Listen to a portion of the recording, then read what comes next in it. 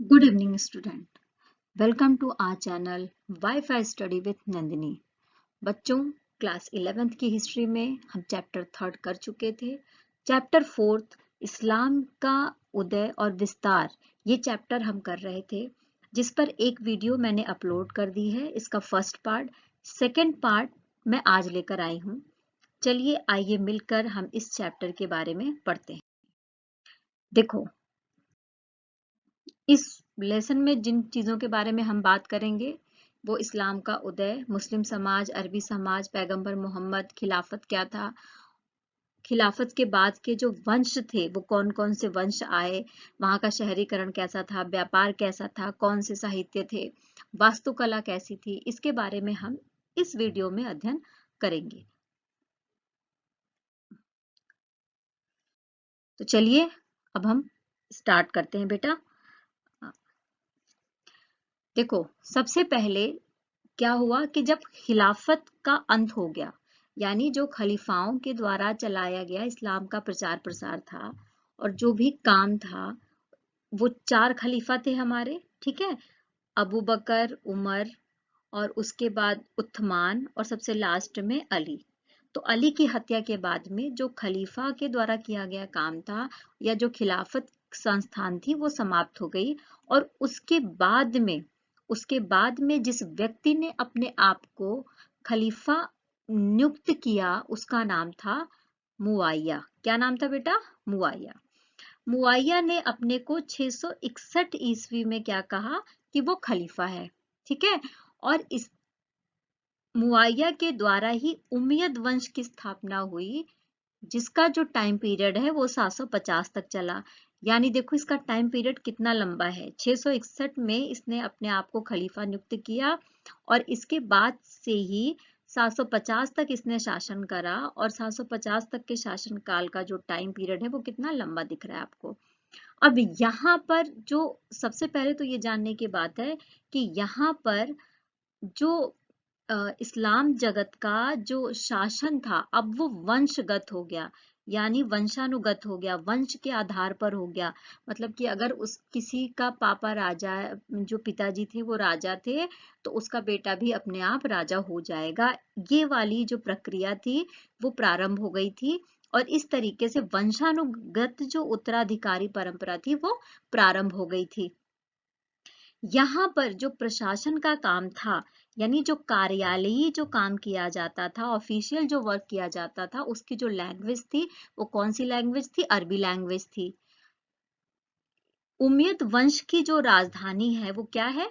दमिश्क है। यानी उन्होंने अपनी राजधानी कौन सी बनाई? दमिश्क को बनाई। और यहाँ पर उन्होंने जो इस्लामी सिक्के चलाए वो अरबी भाषा में उस पर लिखा गया था। यानी जो भी इस्लामी सिक्के चलाए गए थे उस पर जो लैंग्वेज यूज करी गई थी वो कौन सी लैंग्वेज थी? अरबी लैंग्वेज यूज करी गई थी। तो एक तरीके से हम देख रहे हैं कि खिलाफत संस्थान का अंत हो जाता है और एक तरीके से राजवंश पर आधारित जो परंपरा है वो स्टार्ट होती है उमय्यद वंश के साथ में, है ना। अब देखो इनका शासनकाल कितना लंबा था, ये देखो। उम्मयदों का जो शासनकाल था वो 90 वर्ष तक चला। यानी 90 वर्ष तक इन्होंने अरब प्रायद्वीप पर अपना प्रभुत्व स्थापित किए रहा। और इसके बाद देखो इनका क्या था, इनकी जो शासन कला थी वो सीरियाई सैनिकों की वफादारी के बल पर चल रही थी। यानी इनका जो शासन काल था उसमें इराक के साथ साथ में जो सीरिया से आए हुए सैनिक थे वो भी शामिल थे, है ना। और उनके आधार पर ही जो सीरियाई सैनिक वफादार थे उनके आधार पर ही इनका वंश चल रहा था, क्योंकि 90 वर्ष तक शासन करना आसान बात नहीं है। बहुत से ऐसे सैनिक और ऐसे क्षेत्र रहे होंगे जो इनके वफादार रहे होंगे, जो इनके लिए काम करते रहे होंगे। तो इस आधार पर इनका शासनकाल चल रहा था। इसके बाद उम्मयद शासन व्यवस्था की विशेषताएं क्या थी? तो देखो सबसे पहले जो आधार है वो ये आधार है कि इनका जो सैनिक था, जो सैनिक वर्ग था, इनका बहुत वफादार था अपने मालिक के लिए, है ना। और इनके प्रशासन में सिर्फ इस्लाम धर्म के लोग ही नहीं थे बल्कि ईसाई धर्म के लोग भी थे। और इसके अलावा जरतुश्त लिपिक, ये वो धर्म है जो ईरान में प्रचलित था। और ईरान में रहने वालों को जरतुस्त कहा जाता था, है ना। तो यहाँ पर आप देख रहे हैं कि इसीलिए 90 वर्ष तक का जो टाइम पीरियड है वो इतनी आसानी से और इतने आराम से चल पाया, क्योंकि इन्होंने सभी धर्मों को साथ लेकर चलने की प्रक्रिया प्रारंभ करी थी। और इसके साथ ही यहाँ पर राजतंत्र प्रारंभ हो गया था। राजतंत्र प्रारंभ इसलिए हो गया था क्योंकि जब उम्मयद वंश की स्थापना हुई तो वंशानुक्रम की प्रक्रिया स्टार्ट हो गई थी, यानी वंश के आधार पर ही राजा बनते गए, तो राजतंत्र अपने आप हो गया और जो शासन व्यवस्था थी वो पूरी तरीके से राजा में निहित हो गई थी, है ना। अब देखो उम्मयद वंश का अंत कैसे हुआ, तो दवा नाम का एक आंदोलन चलाया गया था अब्बासियों के द्वारा। दवा क्या था, एक आंदोलन चलाया गया था, किसके द्वारा, अब्बासियों के द्वारा चलाया गया था। और इसकी वजह से ही 750 ईस्वी में जो उम्मयद वंश है इसका अंत हो जाता है। इसके बाद अब्बासी क्रांति होती है। अब्बासी क्रांति का मतलब ये है कि अब जो अब्बासी वंश है उसकी स्थापना होती है अरब प्रायद्वीप में। तो देखो पैगंबर मोहम्मद के मूल जो मतलब पैगंबर मोहम्मद जी ने क्या किया था, उन्होंने इस्लाम धर्म की स्थापना करी थी। तो उस इस्लाम धर्म की पुनर्स्थापना की बात कहकर जो अब्बासी थे उन्होंने अरब प्रायद्वीप पर अपना कब्जा किया था और उन्होंने दवा नाम का आंदोलन चलाकर उम्मयद वंश को का शासन क्या किया, उखाड़ फेंका था। ठीक है। और इनका जो राजनीतिक ढांचा था और इनकी जो सांस्कृतिक परंपरा थी ये प्योरली इस्लाम धर्म पर आधारित थी, है ना। मतलब इन्होंने कोशिश करा कि इनका जो शासन चले वो पूरी तरीके से इस्लाम पर आधारित हो। तो इन्होंने राजनीतिक ढांचे में और अपने सांस्कृतिक ढांचे में सुधार किया और इसी सुधार को कहा जाता है अब्बासी क्रांति, जिसके बारे में हम अभी आगे पढ़ेंगे। अब देखो इनकी अब्बासी क्रांति के क्या कारण थे। सबसे पहले तो ये कारण था कि जो उम्मयद वंश था वो क्या कर रहा था, उम्मयदों ने उम्मयद वंश के जो शासक थे उन्होंने कहा था कि जो अरब के नागरिक हैं उनको करों में रियायत देंगे, यानी जो टैक्स रिलैक्सेशन देंगे, टैक्स की कुछ कम कर देंगे टैक्स, और इसके अलावा उनको कुछ विशेष प्रकार के अधिकार देंगे। लेकिन उन्होंने इस वादे को पूरा नहीं करा, तो इस वजह से जो अरब के नागरिक थे वो इनसे नाराज चल रहे थे। और साथ में उन्होंने क्या करा था, ईरान के लोग थे या कुछ ईसाई धर्म के सलाहकार रखे हुए थे, तो इससे क्या हुआ, जो सीरियाई लोग थे उनके प्रभुत्व से नाराज हो गए थे। तो ये सारे रीजन थे जिसकी वजह से अब्बासी क्रांति को प्रोत्साहन मिला था, है ना। अब अब इससे क्या हुआ, अब्बासी क्रांति की जो जड़ें थी वो धीरे धीरे मजबूत होती गईं और अब्बासी वंश की स्थापना हो जाती है। ठीक है। इसके बाद देखो अब्बासी वंश की शुरुआत कैसे हुई थी, तो शुरुआत के बारे में मैंने बता दिया है पहले ही आपको कि 750 में उम्मयद वंश का अंत होता है और अंत होता है और इसके बाद अब्बासी वंश की स्थापना हो जाती है। अब जो ये अब्बासी वंश था ये कौन थे ये अब्बास, तो देखो जो जो अब्बास थे वो पैगंबर मोहम्मद के चाचा थे और उन्हीं के वंशज थे। ये कौन थे, उन्हीं के वंशज थे जो सत्ता में आए थे और उन्होंने ही अब्बासी वंश की स्थापना करी थी। और उन्होंने कहा था कि हम पैगंबर मोहम्मद के जो कुछ भी बताई गई शिक्षाएं हैं, इस्लाम में कही गई बातें हैं, उनका अक्षरशः पालन करेंगे और उनका दोबारा से निर्माण करेंगे, है ना, फिर से उनकी उनकी स्थापना करेंगे। इसके साथ में ही उन्होंने बगदाद को अपनी राजधानी बनाया था और जो इन्होंने जो अपनी इस्लामी संस्थाएं थी और जो इस्लामी विद्वान थे उनको संरक्षण प्रदान किया और इस्लामी संस्थाओं का ज्यादा से ज्यादा निर्माण करवाया था। सेना और नौकरशाही का दोबारा से पुनर्गठन किया था और इन्हीं सब कारणों के कारण कहा जाता है कि अब्बासी क्रांति हुई थी, यानी दोबारा से इन्होंने प्योरली इस्लामी संस्थाओं, विद्वानों का संरक्षण, इस्लाम धर्म का प्रचार प्रसार, तो इस वजह से ही कहा जाता है कि अब्बासियों ने क्या किया था, क्रांति करी थी, है ना। अब इस युग में इस्लामी दुनिया में आर्थिक स्थिति काफी ज्यादा अच्छी हो चुकी थी क्योंकि रेशम मार्ग खुल चुका था, व्यापारिक क्रियाएं बहुत बड़े पैमाने पर होती थी, साथ में ही जो कागज का आविष्कार हो चुका था, तो कागज के आविष्कार के कारण कागज का व्यापार बहुत अच्छे तरीके से होने लगा था। जो समरकंद का एरिया है वहां से अच्छे प्रकार के कागज का निर्यात दूसरी जगहों पर होता था। तो इस तरीके से जो व्यापार की प्रक्रिया है वो बढ़ गई थी। तो आर्थिक स्थिति मध्यकाल में इस्लाम की दुनिया की कैसी थी? बहुत अच्छी थी, है ना।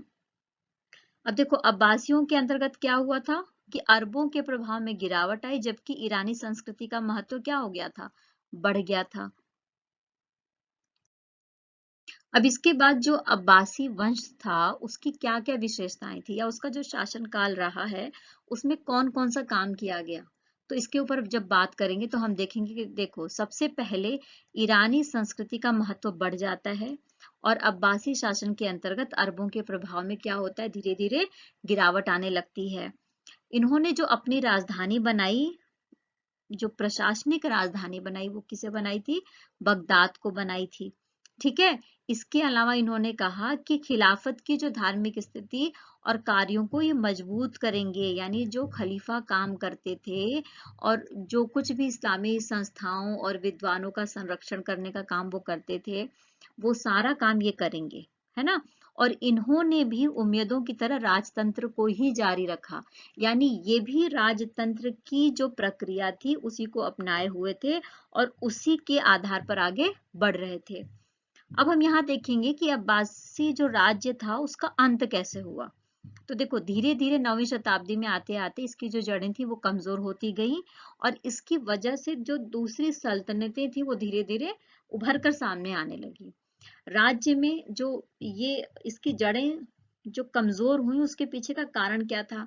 तो देखो राज्य के अंदर गृह युद्ध स्टार्ट हो गए थे, छोटे छोटे से गृह युद्ध हो गए थे, गुटबंदियां हो गई थी ज्यादातर, और तुर्की गुलाम अधिकारियों की शक्ति में वृद्धि हो गई थी।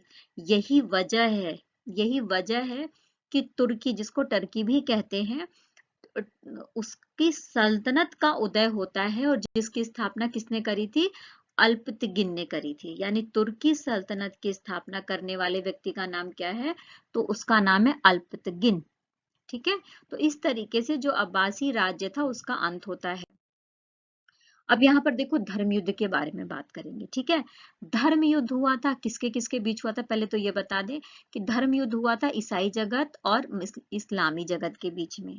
उसके पीछे का कारण क्या था? दोनों ही जगत ये चाहते थे कि जो पवित्र भूमि है जिसको जेरूसलम कहा जाता है, ठीक है ना, फिलिस्तीन और उसकी राजधानी फिलिस्तीन और उसकी राजधानी जेरूसलम, तो ये बहुत ही पवित्र धार्मिक स्थल था और इस पर कब्जा करने का दोनों का मंसूबा था।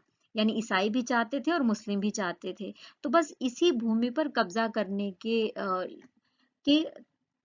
के लिए इन दोनों धर्मों के बीच में या इन दोनों ही जगत के बीच में युद्ध प्रारंभ होता है, जिसको हम सलीबी युद्ध, ईसाई धर्म युद्ध, क्रूसेड या क्रूस युद्ध भी कहते हैं। तो अब यहाँ पर टाइम पीरियड भी देखो लिखा हुआ है, प्रथम धर्म युद्ध, द्वितीय धर्म युद्ध और तृतीय धर्म युद्ध। ठीक है। ये टाइम पीरियड है जब रह रहकर इन दोनों ही धर्मों के बीच में या इन दोनों ही ईसाई और मुस्लिम जगत के बीच में, इस्लाम जगत के बीच में जेरूसलम की पवित्र भूमि पर कब्जे को लेकर रह रहकर युद्ध होते रहे हैं। अब युद्ध का क्या प्रभाव था? यानी जब इन दोनों ही जगत में या इन दोनों ही धर्मों के बीच में टकराव हुए तो उससे क्या हुआ?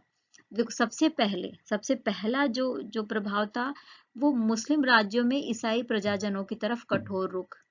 यानी कठोर रुख का मतलब जो जो प्रजा थी, जो लोग थे ईसाई धर्म से संबंधित, उनके लिए मुस्लिम राज्यों का रुख हो गया, यानी जो व्यवहार हो गया वो कैसा हो गया था? कठोर हो गया था, है ना। इसके अलावा सूफियों का उदय हुआ और दर्शन शास्त्र और विज्ञान में लोगों की रुचि बढ़ने लगी थी। अरबी कविता का पुनः आविष्कार हुआ और फारसी भाषा का विकास होने लगा। गजनी फारसी साहित्य का केंद्र बन गया था। गजनी एक जगह है बच्चों, ये फारसी साहित्य का केंद्र बन गया था। फिरदौसी द्वारा शाहनामा ग्रंथ लिखा गया। ठीक है। फिरदौसी ने क्या लिखा था? शाहनामा ग्रंथ लिखा था। देखो शाहनामा का मतलब होता है कि जीवन चरित। किसका जीवन चरित? जो उस समय के वंश, जो खलीफा थे, इस खलीफा के बाद जितने भी तरह तरह के वंश आए, उमयद वंश या अब्बासी वंश, तो उनके जो कोई भी राजा या शहंशाह हुए हैं, उनके बारे में इस ग्रंथ में लिखा गया है। तो ये मुस्लिम जगत का या इस्लाम जगत का काफी ज्यादा पॉपुलर ग्रंथ है शाहनामा। और सूफीवाद के द्वारा, देखो सूफीवाद एक ऐसी विचारधारा थी जिसके दरवाजे सभी धर्मों के और सभी लोगों के लिए खुले हुए थे। इसमें कोई भी आ सकता था, कोई भेदभाव नहीं था। इसमें महिलाएं भी शामिल हो सकती थी। तो इसी क्रम में आपको नाम याद होना चाहिए कि जो पहली महिला सूफी थी, उनका नाम क्या था? उनका नाम था राबिया। क्या नाम था बच्चों? राबिया, ये याद कर लेना। इसके अलावा जो इस्लाम जगत की जो धार्मिक इमारतें थी, उन इमारतों से ही इस्लाम धर्म की या इस्लाम जगत की पहचान होती है। उनकी जो बनावट आप देखेंगे, बनावट का जो तरीका है, जो मस्जिदें हैं, जो इबादत गाह की, जो इबादत करने की जो जगहें हैं, जो मकबरे हैं, उनका वास्तुशिल्प यानी जो उनका स्थापत्य कला है, वो इस तरीके से, उनका स्ट्रक्चर इस तरीके से है कि वो उनकी संस्कृति को और उनके द्वारा जो विचारधाराएं फॉलो की जाती थी उसके अनुसार बनाई गई हैं, है ना। तो आपको इसके वास्तुशिल्प में जो चीजें देखने को मिलेंगी, जो स्ट्रक्चर, जो संरचना देखने को मिलेगी, वो है गुंबद, मीनार, खुला हुआ प्रांगण होगा, खंभे के सहारे छत होगी, मेहराब होगा और मिंबर होगा। मिंबर का मतलब होता है कि जब नमाज हो जाती है शुक्रवार को, तो उसके बाद में एक मंच होता है, ठीक है, जिस मंच पर खड़े होकर जो प्रवचन दिया जाता है, उस जगह को मिंबर कहते हैं। गुम्बद आपने देखा होगा कि मस्जिद पर बिल्कुल ऊपर गुम्बद होता है गोल आकार का। मीनारें आपने देखी होंगी, मस्जिद में जाइए तो आप देखिए बड़ी बड़ी मीनारें होती हैं। तो ये सारा जो वास्तुकला है, जो ये स्ट्रक्चर है, ये बताता है उनकी संस्कृति को और उनकी स्थापत्य कला को, ठीक है। अब देखो कागज का आविष्कार कैसे हुआ था। सबसे पहले तो आप ये जान लीजिए कि कागज का जो आविष्कार है वो सबसे पहले कहाँ पर हुआ था? चीन में हुआ था। चीन ये चाहता था कि ये जो कागज का आविष्कार हुआ है चीन में, इसके बारे में दुनिया को पता ना चले। लेकिन क्या हुआ था, समरकंद का जो शासक था, उसने लगभग 20,000 जो यहाँ के सैनिक थे या जो आक्रमणकारी थे, चाइना से जो आए हुए थे, उनको उसने गिरफ्तार कर लिया था। और उसी में से कुछ ऐसे थे जो कागज बनाने की कला या आर्ट को जानते थे। तो उन्हीं के द्वारा जो समरकंद का शासक था, उसको कागज बनाने के बारे में पता चला। तो जैसे ही उसे पता चला, तो वहां पर यानी समरकंद वाले एरिया में बहुत अच्छे अच्छे कागज बनाए जाने लगे। तो एक टाइम पीरियड ऐसा आया कि वहां से पूरी दुनिया को कागज निर्यात होता था, है ना। और इसी तरीके से जो पूरा इस्लामी जगत है, उसमें कागज के बारे में जो जानकारी थी वो फैल जाती है। और धीरे धीरे जो पेपायरस के पेड़ के पत्तों पर जो लेखन कार्य किया जाता था, उसकी जगह पर लेखन कार्य किस पर स्टार्ट हो गया था? कागज पर स्टार्ट हो गया था। तो इस तरीके से कागज का आविष्कार होता है, कागज का व्यापार होता है और लेखन कला विकसित हो जाती है, ठीक है। और साथ में ही देखो, मानव इतिहास से संबंधित 2 प्रमुख ग्रंथ है उस टाइम पीरियड में, जिसका नाम है बालाधुरी द्वारा लिखा गया अनसब अल अशरफ, जिसमें जितने भी सामंत हुए हैं, उन सामंतों की वंशावलियों के बारे में लिखा हुआ है ना। जो समृद्ध लोग थे, राजा लोग थे, शासक लोग थे, वो ऐसे लेखकों को रखते भी थे जो उनके ऊपर लिखते थे, ठीक है ना। तो बालाधुरी द्वारा लिखा गया था। इसके बाद ताबरी द्वारा लिखा गया तारिक अल रसूल। इसमें इसमें क्या लिखा गया है? इसमें पैगंबरों और राजाओं का इतिहास लिखा गया है, यानी जो पैगंबर मोहम्मद हुए हैं और उसके बाद जितने खलीफा हुए, उसके बाद जितनी वंशावलियां चली हैं, उन सब के इतिहास के बारे में लिखा गया है। तो ये 2 बहुत ही इंपॉर्टेंट बुक्स हैं। अब देखो, इस्लाम में प्राणियों के चित्रण की मनाही थी, यानी जो पेड़ पौधों का चित्र या फिर प्राणियों का चित्र नहीं बना सकते थे। तो किस तरीके की, अगर नहीं बना सकते थे, तो उसके अलावा दूसरे प्रकार की जो कला था, जो आर्ट था, उसका डेवलपमेंट हुआ। तो उसके डेवलपमेंट के लिए आप यहाँ पर देखिए कि जिस आर्ट का डेवलपमेंट हुआ था, जिस कला का डेवलपमेंट हुआ था, उसको बोला जाता था खुशन विसी। ठीक है। और इसको खत्तारी अथवा सुंदर लिखने की कला कहा जाता था। कुशनविसी को क्या कहा जाता था? सुंदर लिखने की कला या खत्तारी कहा जाता था। इसके अलावा अरबेस्क था, जिसमें ज्यामितीय और वनस्पतीय डिजाइन को बढ़ावा मिला, यानी एक ज्योमेट्रिकल पैटर्न, एक वनस्पतीय डिजाइन के ऊपर बढ़ावा मिला। और इस तरीके की रचना, यानी ये जो ज्योमेट्रिकल पैटर्न या जो ये वनस्पतीय डिजाइन आपको दिख रहा है ना, ये इस तरीके का जो डिजाइन है वो जो इस्लाम जगत से संबंधित जो इमारतें थी, जो स्थापत्य कला थी, जो भवने थे, उस पर आपको इस तरीके की डिजाइन बहुत अच्छे तरीके से देखने को मिल जाएंगे। अब देखो यहाँ पर हम कुरान शरीफ के बारे में बात करेंगे। मुस्लिम जगत का, इस्लाम जगत का सबसे पवित्र धर्म ग्रंथ है कुरान। इसके बारे में बात करेंगे तो सबसे पहले हम ये देखेंगे कि ये अरबी भाषा में लिखा हुआ है, ठीक है। दूसरी चीज, इसके 114 अध्याय हैं और प्रत्येक अध्याय को क्या कहा जाता है? सूरा कहा जाता है, ठीक है। और देखो जो सबसे पहली सूरा यानी जो बिल्कुल सबसे पहला अध्याय है, वो क्या है? वो बहुत बड़ा है ना। फिर धीरे धीरे धीरे धीरे 114 तक आते आते ये घटते हुए क्रम में आती है। तो सबसे आखिरी वाला जो सूरा है वो सबसे छोटा है, यानी सबसे आखिरी सूरा जो है कैसा है? छोटा है। और ये भी कहा गया है कि एक पद्य के रूप में है, ठीक है। एक पद्य के रूप में मतलब एक, मान लो एक पैराग्राफ के रूप में है। अब दूसरी बात ये आती है, इसकी लैंग्वेज हो गई, इसके अध्याय हो गए, इसके स्ट्रक्चर के बारे में हो गया। अब दूसरी बात ये आती है कि इसमें किस बारे में लिखा गया है ना। तो देखो इसमें ये कहा गया है कि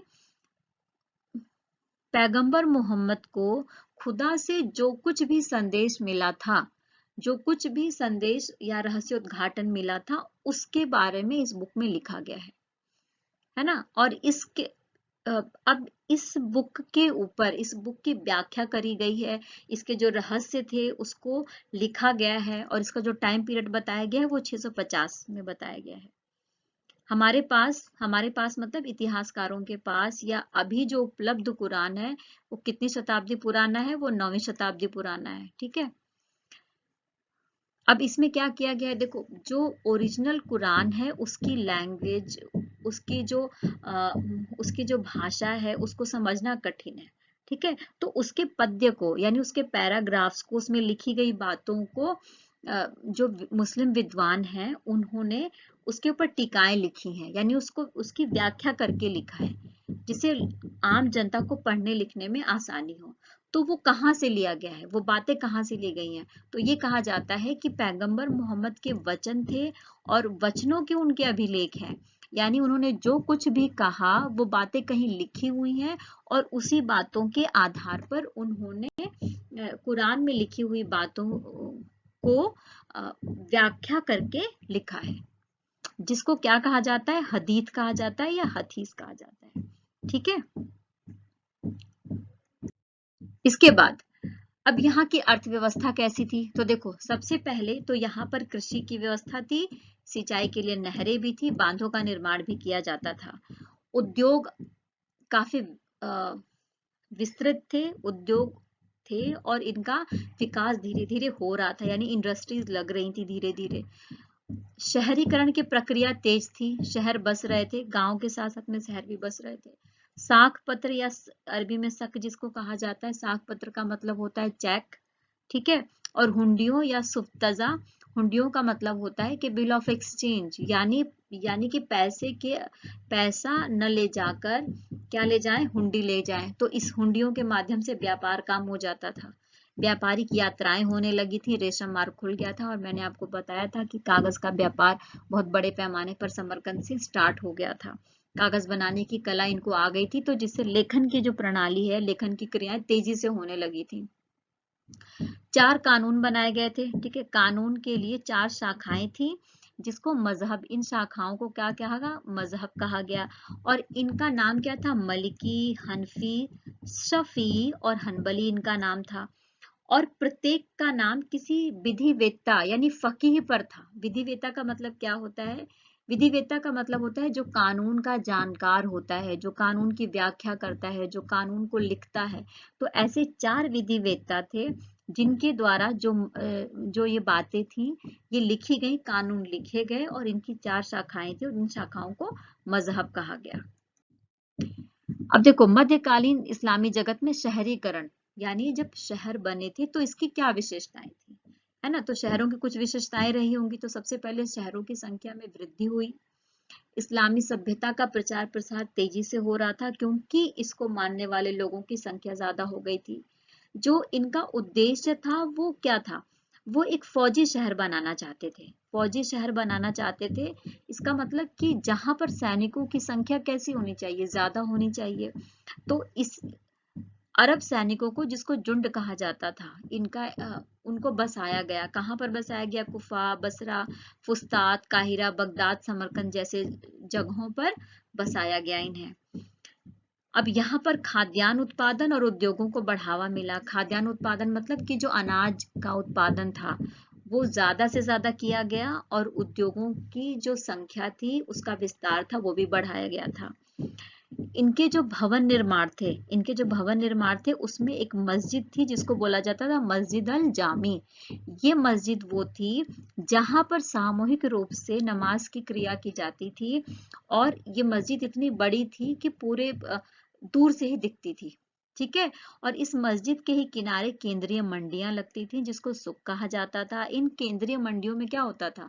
इन केंद्रीय मंडियों में बाजार होती थी और बाजार में ही दुकान की कतारें होती थी। ठीक है ना। और यही मंडियों के ही आसपास जो इस समाज के समृद्ध लोग थे, पैसे वाले लोग थे, उनका घर होता था, कार्यालय होता था, प्रशासन का, विद्वानों का और व्यापारियों के घर होते थे। ठीक है। अब देखो जो शहर था वो उसमें कई सारी मंडियां थी और हर एक मंडी में अपना एक मस्जिद होता था। ठीक है। एक मस्जिद, एक गिरजाघर या फिर एक सिनेगोग यानी यहूदी प्रार्थना घर भी होता था। जो गरीब थे, शहर में जो गरीब थे उनके मकान या सब्जी फल के जो बाजार थे वो सब कहाँ थे? शहर के बाहरी इलाके में होते थे। और इसके बाद जो शहर की चार दीवारी है यानी जहां शहर खत्म हो जाता है उसके बाहर क्या था? उसके बाहर कब्रिस्तान होता था और साथ में ही सराय होता था। ठीक है। सराय ऐसी जगह होती थी जहां पर बाहर से आए हुए लोग रुक सकते थे। और ठीक है, तो यानी कब्रिस्तान और सराय सराय कहाँ होते थे? शहर की चार दीवारी के बाहर यानी शहर के बाहर होते थे ये। बच्चों अब देखो इस चैप्टर के माध्यम से हमने इस्लाम धर्म से रिलेटेड उसका विस्तार, उसकी व्याख्या, उसका प्रशासन कैसा था, उसका व्यापार, लेखन कला कैसी थी, कागज का आविष्कार, इन सब बातों के बारे में अच्छे से समझा। मैंने कोशिश करी है कि एक कॉन्सेप्ट आपके मन में क्लियर कर दूं इस्लाम धर्म, उसके उदय और उसके विस्तार को लेकर और उसकी जो प्रक्रियाएं थी, उसके द्वारा किया गया जो कुछ भी, वहां के वंशजों के द्वारा किया गया जो कुछ भी काम था, उसको लेकर एक माइंडसेट आपका क्लियर कर दूं।